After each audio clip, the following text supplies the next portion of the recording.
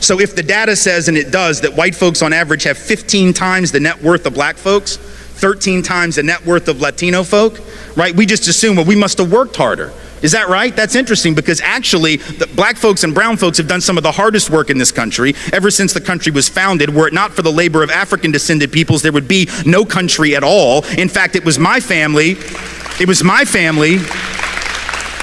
white slave-owning family in the South that got black folks to do all the hard work because we were lazy asses and didn't want to work at all. White folks in the South on the plantation used to want to sit on the porch and drink mint juleps and have carriage rides rather than work, while black folks did all the real labor. And yet we decided that black folks are lazy, which I find fascinating.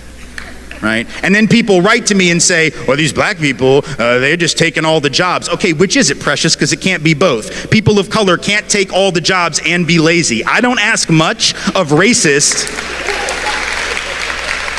because I expect very little. But you cannot be lazy and take all the jobs. Are we at least clear on that? Like, if you took all the jobs, you are like the opposite of lazy. If you are indeed lazy, you probably did not even take one job, let alone all of them. So I just need racists to get their damn story straight. That's all I ask. I just don't like moving targets. That's all, right? But if I don't tell my daughter the truth, she defaults to the position of the culture, and then she can't understand what the problem is. The same is true with policing. You can't understand the Black Lives Matter movement and the importance of it if you don't know the history and the relationship between law enforcement and black and brown peoples. If you understood that history, you wouldn't ask one question about why this movement is necessary and why it's righteous. If you knew that history, but you don't know it, and it's not your fault.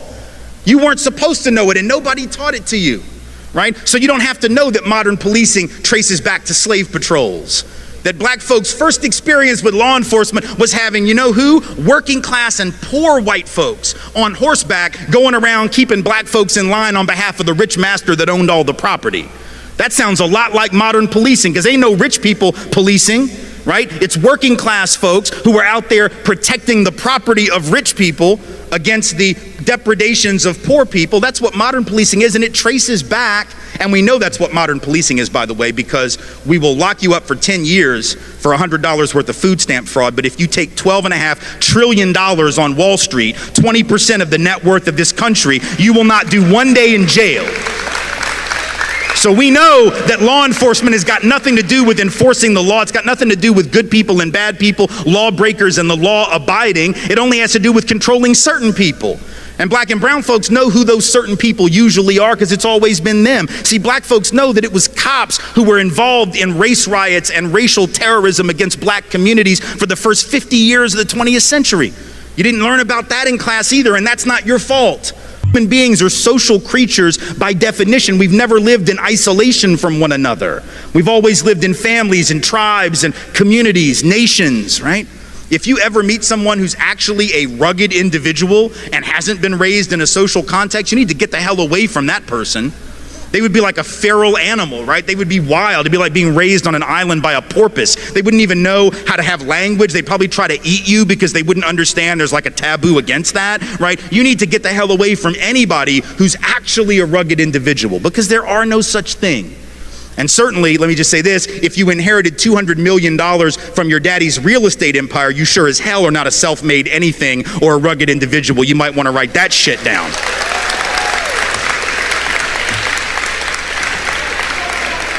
So there is no rugged individual anything. We're all social beings. Some have had opportunity, others have not. Unless we're honest about that, unless we're willing to have a conversation, we end up misleading ourselves and we can't understand what we're seeing. And then if we can't understand it, we're not going to fix it, right? We're not going to fix the disparity in housing if we don't understand where it came from. So if the data says, and it does, that white folks on average have 15 times the net worth of black folks, 13 times the net worth of Latino folk, right? We just assume, well, we must have worked harder.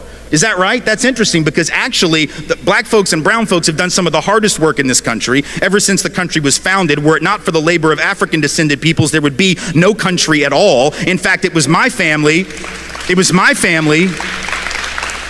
white slave-owning family in the South that got black folks to do all the hard work because we were lazy asses and didn't want to work at all. White folks in the South on the plantation used to want to sit on the porch and drink mint juleps and have carriage rides rather than work, while black folks did all the real labor. And yet we decided that black folks are lazy, which I find fascinating. right? And then people write to me and say, well, these black people, they're just taking all the jobs. Okay, which is it, precious? Because it can't be both. People of color can't take all the jobs and be lazy. I don't ask much of racists because I expect very little. But you cannot be lazy and take all the jobs. Are we at least clear on that? Like, if you took all the jobs, you were like the opposite of lazy. If you are indeed lazy, you probably did not even take one job, let alone all of them. So I just need racists to get their damn story straight. That's all I ask. I just don't like moving targets. That's all, right? But if I don't tell my daughter the truth, she defaults to the position of the culture, and then she can't understand what the problem is. The same is true with policing. You can't understand the Black Lives Matter movement and the importance of it if you don't know the history and the relationship between law enforcement and black and brown peoples. If you understood that history, you wouldn't ask one question about why this movement is necessary and why it's righteous. If you knew that history, but you don't know it, and it's not your fault. You weren't supposed to know it, and nobody taught it to you, right? So you don't have to know that modern policing traces back to slave patrols. That black folks' first experience with law enforcement was having, you know who? Working class and poor white folks on horseback going around keeping black folks in line on behalf of the rich master that owned all the property. That sounds a lot like modern policing, because ain't no rich people policing, right? It's working class folks who are out there protecting the property of rich people against the depredations of poor people. That's what modern policing is, and it traces back, and we know that's what modern policing is, by the way, because we will lock you up for 10 years for $100 worth of food stamp fraud, but if you take $12.5 trillion on Wall Street, 20% of the net worth of this country, you will not do 1 day in jail. So we know that law enforcement has got nothing to do with enforcing the law. It's got nothing to do with good people and bad people, lawbreakers and the law abiding. It only has to do with controlling certain people. And black and brown folks know who those certain people usually are, because it's always been them. See, black folks know that it was cops who were involved in race riots and racial terrorism against black communities for the first 50 years of the 20th century. You didn't learn about that in class either, and that's not your fault.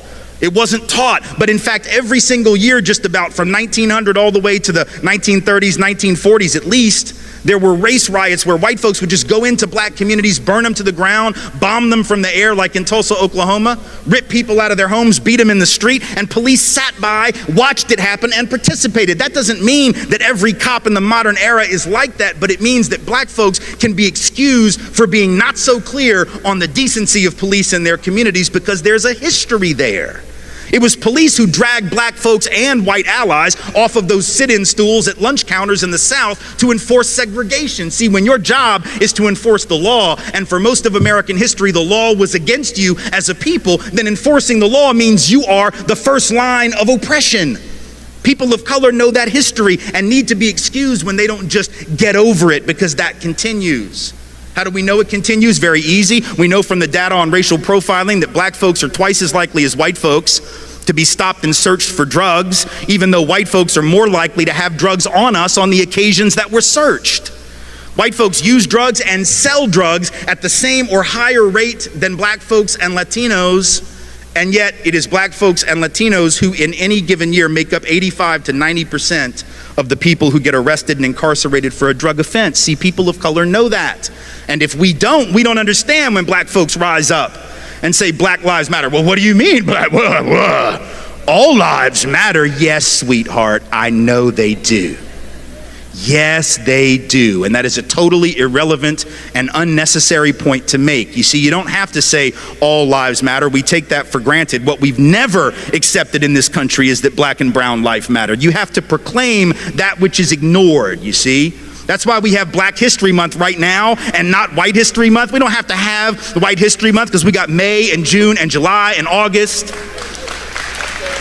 And every other month where we learn about white folks, we don't have to call it that. See how slick that is? That's how white supremacy operates. You don't have to call it White History Month. You just call it history, and literature, and theater, and poetry, and art. You don't have to racialize where it came from, right? That's what Malefiasante at Temple calls universalizing the particular, which is the hallmark of Eurocentric thought. Right? Not everybody's experience is the same. And so when certain people have been left out of all, you have to call that out by name. Because see, we've always said all, then we didn't mean it. We said all men are created equal, and we didn't mean that shit. Right? We didn't mean women, but we didn't even mean all men. We said all, and it was a lie when we said it. Right? And so in a sense, when you say Black Lives Matter, to respond with all lives matter would be like going in a time machine back to 1971. Y'all won't remember this, those who were students, those who were older will. Around 1970, 71, 72, the big phrase was black is beautiful, right? There was this desire to take back the beauty narrative from a beauty industry, fashion industry, glamour industry that had hijacked it and denigrated black physicality and beauty, right? So folks were saying black is beautiful to reclaim a sense of beauty for themselves. It'd be like getting in a time machine, going back to 1971, hearing somebody say black is beautiful and tapping them on the shoulder and going, but we're all beautiful in our own way. Yes, shut up, we know. Not the point. It'd be like going back to the early 80s when the HIV/AIDS crisis started. And it took several years for the president of the United States to even utter the word. Ronald Reagan didn't want to even utter the word, let alone cut loose with funding to deal with the problem, until his buddy Rock Hudson died of it. And then all of a sudden he was willing to talk about it a little bit, right? So for the first several years, what'd you have? You had activists out in the street. You had ACT UP, gay men's health crisis, out in the street demanding research and funding for HIV/AIDS, right? And what they were saying in effect was people with AIDS lives matter. That wasn't the actual phrase, and we didn't have hashtags, but that was essentially what they were saying, right? People with AIDS lives matter, and we need to pay attention, because right now we're not paying attention to that. And we don't seem to believe it as a society, so we need to start believing it.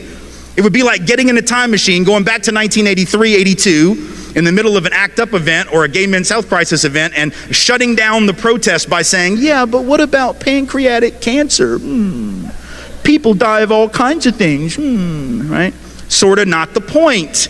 You have to proclaim that which is ignored. And if we know the history, we understand that, right? Because if we know the history, we know that it is indeed black life, and I would suggest brown life, life of color generally, indigenous life, that is usually denigrated, demeaned, ignored. On a sexual level, it's trans lives that are demeaned, ignored, right? It's women as women. So sometimes you got to proclaim that which is not in the obvious frame of reference. There's nothing pernicious about it. It's not about saying black lives are worth more than other lives. It's about, damn it, these lives actually do matter. And even though the history says they don't, we're here to tell you that they do. And there's nothing wrong about that at all. But if you don't know the history, it might seem untoward. And I get it. And again, it's not your fault that you don't know the history, but it is our responsibility to learn it and then apply it to what we see. Same is true with immigration. This immigration drama that we have right now is only possible because we don't understand our own history. As a country, and particularly those of us of European descent, we have lied to ourselves about how we got here and for what reason. See, black folks know why they're here. Native peoples know why they're here and how they got here. A lot of Asian folk know, particularly if they're Chinese American, they know they got here because their ancestors were brought over to work on the railroads by the railroad barons who didn't care if thousands of them died laying track 19, 20 hours a day. But for those of us who are from Europe, we have this fiction that we've told, and we believe it, even though there's no truth to it. You know what the fiction is? It's two parts. Number one, we say things like, with regard to Mexicans coming over the border, with regard to immigrants coming up, but only that border. That's the only one we care about, right? The southern border. I find that interesting. We're not flipping out about Canada, right? We don't have any of the Minutemen or the anti-immigrant groups sitting off the coast of Nova Scotia with a gun and a scope trying to like pick off the sneaky Canadians that are trying to sneak in here for our superior healthcare system, which after all would be a pretty stupid thing to do. But in any event, we only care about that one border, forgetting for a minute that that border was created at the end of a war that was started on false pretense by this country, after which we jacked half of their country. And you weren't taught that in school either, because our history books aren't interested in telling the truth. They tell this very patriotic history that has no relationship to the fact. So that border is artificial. Mexican folk who are coming here, documented or not, let's be clear, are coming home. Their families were here before our families were here in almost every instance. But we forget that, and then we say things like, well, I don't mind them coming, I just want them to come legally like my people did. The hell does that even mean? Come legally? There was no law to break when our people came. The fact that we didn't break a law that didn't even exist, you don't get cookies for that. You don't get like a pat on the back and a gold star because your great whatever was law abiding when there was no law that he could have violated even if he wanted to. But we've told this lie that we came for these upstanding principles. So we'll say things like, well, you know, our people came for liberty and freedom, democracy. These people are just coming for stuff. They're just coming for jobs. They're just coming for health care. They're just coming for stuff. We came for high-minded principle, right? Because we believe that. What kind of third grade version of American history is that, right? Like when Donald Trump says, well, Mexico's not sending their best. What the hell, you think Europe sent their best? Europe, no, our people were the losers of Europe. I'm not trying to be an asshole, I'm just telling you the truth. Like, our people were the losers of Europe. The winners didn't get on the boat. You understand what I'm saying? The winners didn't leave. Why the hell would you leave if you were winning? Only the losers left because they had no choice. They were dying, they were starving, they couldn't support their families. A lot of them were convicts who were sold into indentured servitude to work for rich European people. They were barely above the level of a slave themselves. The idea that we had these we didn't believe in liberty and freedom. And we know that because once we got to the colonies, we set up the opposite of liberty and freedom. And I don't just mean that for like black folks and native folks. I mean even for other white folks. Like we spent most of the time in the early colonies trying to figure out who the witch was, right? It was like, well, you're not a Christian. Well, no, you're not a Christian. Well, no, you're not a Christian. I'm going to hang you from a tree. Really? Well, I'm going to drown you in the stream. Well, I'm going to set you on fire. Like, that wasn't liberty. The colonies were some of the least free places in the history of the cosmos. But we act like we came for liberty, and they're just here to take advantage. Let's be clear. Our people didn't come for liberty. They came for stuff. They came for stuff like land. They came for stuff like opportunity. They came for stuff like the ability to feed their families, and there's no shame in that. None at all. But just like there's no shame in our families having done that, there's no shame in brown families doing that and coming over that border from Mexico, Central America, or wherever else they might be coming. There's no shame in any event, but we've told a lie. It's like we have this image in our head that sometime in like 1650, this was a common scene in England. All the nice white noblemen got together, and one of them gathered his children around the fireplace in the middle of the 1600s and said, well, now, children, I think you'll agree with me that we're doing quite brilliant here, and we have this big mansion, and we have all this gold, and you remember last week when the king invited us to the palace, and you played out in the garden with his children. I know it was brilliant, right? It was great, it was great, it was great. I bet it was lots of fun, but Daddy thinks that we need to stop all that nonsense and maybe strike out on an adventure, so here's my plan. Even though we're doing so well, even though we pretty much run the show here in England, I think that what we should do this summer, follow me, stick with me, I know it's going to be a stretch, but I promise it's going to be great, is we should get on a big boat. A rickety old ship.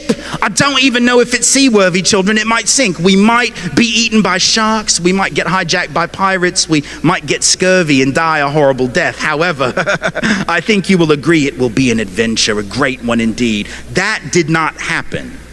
Noblemen didn't leave. Those who were doing well did not leave. Only the losers got on the boat. People say things like, well, my family came over on the Mayflower. Okay, sweetheart, you might not want to talk about that. If you actually knew who was on those early ships, I'm not sure who was, but I know who wasn't. The king. The king was not on that ship. Nobody the king really wanted to keep around was on that ship, right? So our inability to see this, though, understand the importance historically. If we don't understand that we came for the same reasons that folks come today, be they documented or not, then we can't see them in us, and we can't see us in them. And that's why we have this drama, because we're spending all this time pretending that our motivations and our even human decency and ethics are different when they're not, you see. This is why history matters so much. We can't fix any of these problems, whether it's immigration issues, whether it's criminal justice issues, whether it's wealth disparity, all of that. We can't do anything about that if we're not willing to understand history. But let me close with this. And it's a point that I think needs to be made, because sometimes when we talk about racism and we talk about the heavy weight of history, sometimes people assume that there is an attempt on my part or other anti-racist activists or educators' part to instill guilt in white people. I have no interest in white guilt, none. And people of color surely have no interest in white guilt. Guilt will not liberate anybody from anything. It will not liberate any of us from systems of inequality. It isn't about feeling guilty. It's not even about white people per se. It's about whiteness as a system, right? Sometimes people get tripped up on that, right? And they think like, oh, you hate white people. Actually, let me be clear, I love me some white people. I totally, absolutely love me some white people. Like, my wife is white. I totally love her. Those daughters that I've been telling you about, they're white, because that's what happens when white people make babies. I love them. My mom, love her, nice white lady. And my dad and I don't get along, but it's not because he's white. It's about some other shit that we don't have time to process tonight. But if you read my book, White Like Me, you'll know what some of that is. We don't have to talk about that. It's not about white people. It's about whiteness. It's about a system of white supremacy that has turned us against one another, right? And so I want to tell you a story that tries to explain the difference between guilt and responsibility, so you'll know what I mean when I say those things are different, because it's one thing to say that, it's another thing to really understand why. So let me just share a brief story with you, and then I'll take questions, and I'll let you out of here, and I'll be happy to sell you some books if you want one, because I got a college fund to pay for. So, feel free to come buy some merchandise. But anyway, the story is not about racism, so that part of the speech is over, right? It's not about oppression. It's not about privilege. It's not about inequality. It's about something totally different. But I think the story has a lesson in it about those subjects. So it has to do with something that happened to me when I got out of college. I graduated 26 years ago this May from Tulane University in New Orleans. And when I graduated, for some reason, I'm still not totally clear on this, I thought it would be a really great idea to move into a very large house with 9 other people. Let me just give you a little life advice, all right? Like, if you haven't already figured this out, okay, do not think for 1 minute that it is ever a good idea to move into a very large house with 9 other people. It usually is not nearly as fun as you think it is going to be. It has all kinds of problems, but we didn't think about any of those. We thought it was going to be great. Why? Because it was going to be cheap. And we needed that because we were broke, right? We were right out of college. We didn't have any money. Rent was $525 a month. I don't mean per person, I mean total, right?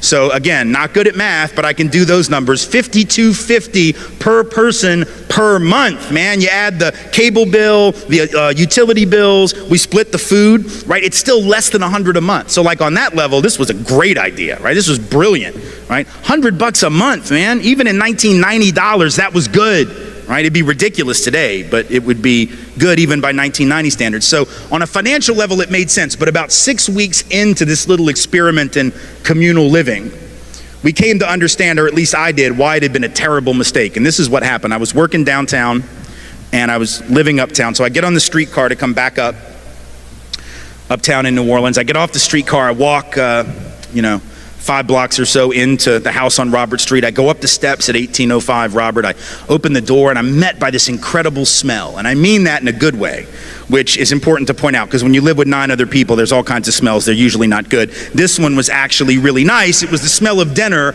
being cooked for the whole group because we also took turns making dinner for each other. And this particular night, one of my roommates was making dinner. On the left front burner of the stove, there was this big pot of gumbo, right?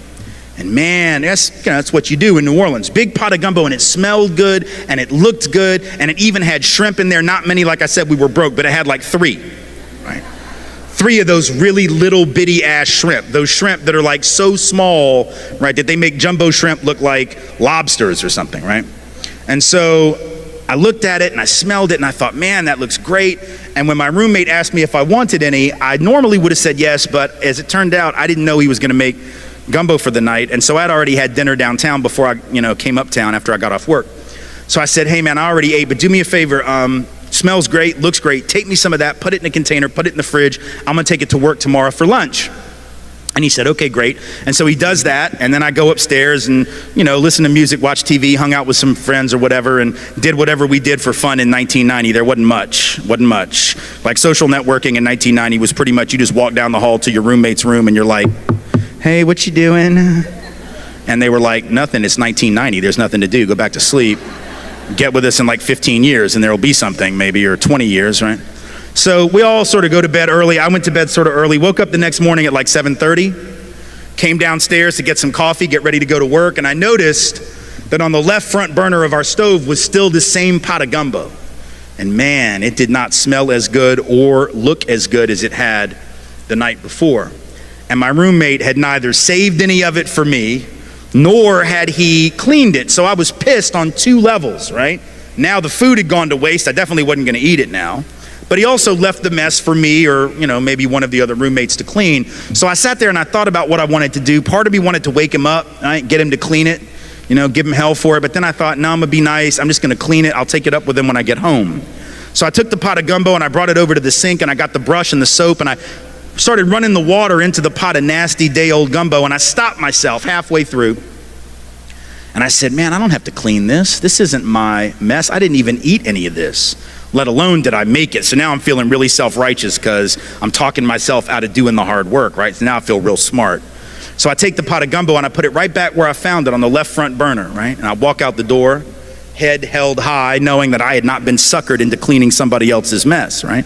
So then I come back that night at about 6:15, 6:30, and I see one of my other roommates making dinner on the right front burner of the stove. But on the left front burner, right where it had been now for 24 hours, is the same pot of gumbo, getting nastier, more disgusting, more crusted on the sides of the pot. I looked at my roommate, I'm like, man, what are you doing? Like, I know you can smell dinner from last night. How the hell can you make dinner for us now on the right front burner when it's right under your nose? Why don't you clean that? And he looked at me and said, hey man, I didn't make the gumbo. I didn't even eat any of the gumbo. I wasn't even here last night. How about you? I said, hey man, not me. And now we both felt self-righteous and we knew what it meant. He looked at me and said, so, you want some lentils and rice? And I said, absolutely. So I piled up my plate with lentils and rice. I ate my dinner. I wiped off the dish in the sink, cleaned it, dried it, put it in the dish rack, went upstairs, hung out with the roommates, did whatever we do for fun in 1990. Once again, went to bed sort of early. Woke up the next morning. I'd forgotten to set an alarm. Wake up about 7. But here's a tip. If you're living in a house where a pot of gumbo has been sitting on the left front burner of the stove for what is now 36 and a half hours, you are not going to need an alarm clock to wake your ass up.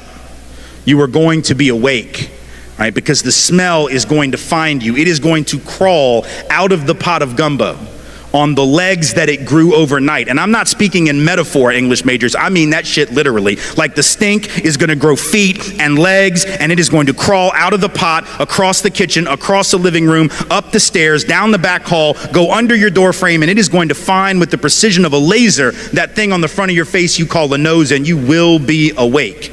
And now I was pissed because I knew what the smell meant, right? I knew what was waiting for me on the left front burner, having not been cleaned by anybody, least of all the guy that made the gumbo. So I open my door real loud. I start stomping down the hall, hoping to wake people up, hoping to let them know just how displeased I am. Live with 9 other people, cannot find one of them. And the guy that made the gumbo's like, where's Waldo? Nobody knows where in the hell he went. He just made the gumbo like a practical joke and disappeared, right? Just wanted to see how long it would take for somebody else to clean up his mess, I guess. And I get down to the bottom of the stairs. I look across the living room into the kitchen. I see the pot of gumbo, and I'm pretty confident the gumbo saw me, right? With the eyes that it had also grown. It was evolving right there in our kitchen very rapidly, yes? And it was at that moment, not one moment earlier, but definitely not a moment later, that I came to understand maybe the most important lesson I'd ever learned about any subject. And what was it? The lesson was it didn't really matter anymore who made the mess. Didn't really matter anymore who was the author of all this unpleasantness, as the old saying goes. The only thing that mattered was that I was tired of living in that nastiness. I was tired of living with the residue of somebody else's actions. I was not to blame, but I had to take responsibility, because if I didn't, it may not get clean. You see, and the same is true with human society. When we decide that we will clean up the residue of what other folks left us, even though they did it without our permission and without our involvement, when we decide that we're tired of living in that, we will clean it. Not because we are to blame, not because we are guilty, but because we're the only damn ones left. Thank you all so much for being here. I appreciate your time. Hi guys, welcome back to my channel. My name is Furaha. If you're bumping into this video for the first time, if you have never been on this channel before, if you have never seen this face before, thank you so much for stopping by. Thank you for watching the video to this point. Now, my name is Furaha, and I'm so delighted to have you on my channel today. I hope that you enjoyed the video so far, and I would like to see you a lot more in the coming days. Please consider subscribing to my channel, be part of this amazing family, this amazing journey, this amazing story. Guys, I really appreciate that. Now, for those that have been here since we began, for those that joined us a few days ago, thank you so much, guys. I don't take that for granted. Thank you for the support, for the much needed support. Thank you guys for always being there for me, encouraging me, making me feel like, there's an impact to these videos, and sharing my videos, liking them, leaving comments, giving me a super thanks, giving me a thumbs up. Guys, all that means quite a bit to me, and I really don't take that for granted. Thank you so much, guys, for always being there for me, and I hope that we keep going strong on this journey. Now, guys, on today's video, we are talking about our favorite human. We have been doing a couple of videos on this man that you so much like, that you so much agree with, and he has been constantly advocating for one thing. He has decided as a white man that he's going to fight for the rights of black people, that he will call out his own people, something that is very rare in the white community. You will rarely find white people calling out their own. You will rarely find white people that put their lives in line so that they advocate for the rights and the rights of black people, and making sure that black people are also comfortable. Yeah, it's not easy to come by. So everyone that has done that kind of thing, be it in private, be it in public, I know and understand that it's not always easy for most of you to make those videos when you're trying to help a black person, or trying to stand up for a black person, you as a white person. And I know there are, because I have seen most of the white people do that. They stand up for white people, for black kids, they stand up for black people and the rights of black people, and they have helped black people come out of very dangerous situations just because of their humanity. Now, I want you to understand that the black community appreciates that, and even though you did not make a video of that thing that you did, you know yourself and you know what you have done for a black kid somewhere, a black person somewhere, a black friend, a black neighbor. Yeah, you know it. So please just know that from the bottom of our hearts, we really appreciate you, because we know it's not easy. It's not, you did not have to. Yeah, that's how I like to put it. You did not have to. Nobody would question you. Nobody expects you to do it anyway, but you decided to do it. And for that reason, we really do appreciate you, and we hope that you pass that to the next person and the next person, and to your children and your children's children. With that, the world will definitely become a better place for all of us, for black people, for white people, for Asians, for Latinos, for everyone. Yeah, and please keep up the spirit.